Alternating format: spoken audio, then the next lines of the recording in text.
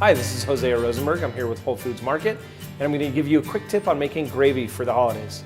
First thing you need is your butter to make some roux. We're going to throw the butter in a warm pan. We're going to let that melt. Once it melts, we're going to add some flour. Now that the butter's melted, I'm going to add flour. And you just stir this. You stir this over like low to medium heat until you form a paste.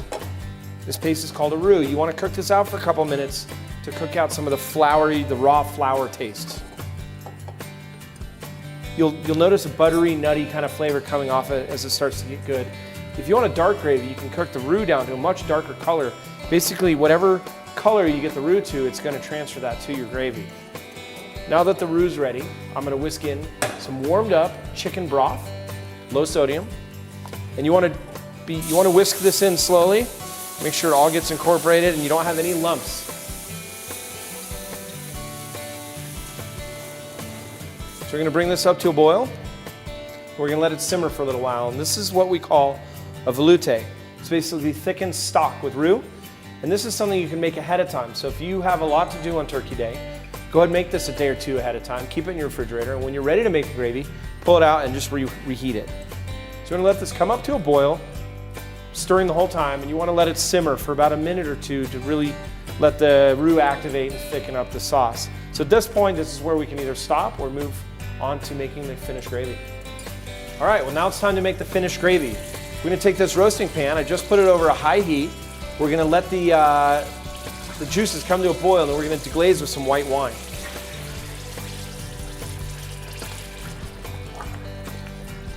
What we're going to do here is we're going to let this wine release all the brown bits off the bottom of the pan. So you want to cook this out. You want to cook all the alcohol out of this. You want it to really come to a strong boil and cook it out for about 5 minutes. So you can hear it sizzling away, scraping away all those brown bits. That's the goodness right there. That's all the flavor that we're looking for. So once you feel like you've gotten all the solids scraped off the bottom of the pan, you're going to whisk in your velouté. And this you can just kind of pour it in there. We're going to just get this all incorporated together. So we're going to season this with a little bit of salt and pepper.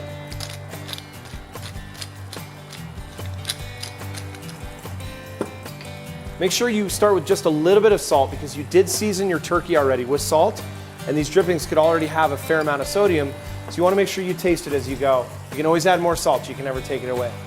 The last thing I like to do is add some fresh herbs. This just really brightens the gravy and it makes it, gives it just a really nice fresh flavor. Well, now the gravy's done, it tastes delicious and it's ready to go. We can either strain it out first or take it directly to the gravy boat and serve it with your turkey, and we're ready to go.